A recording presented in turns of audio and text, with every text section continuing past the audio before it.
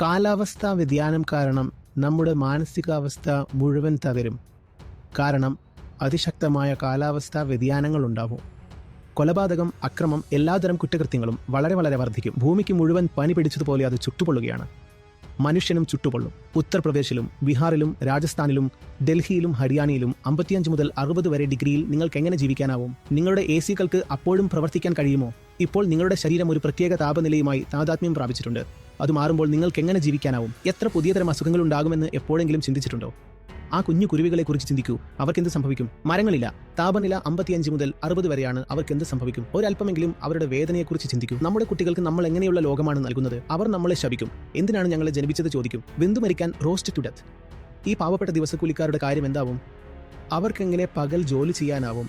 Construction activities എല്ലാം നടക്കുന്നത് പകലിലാണ്.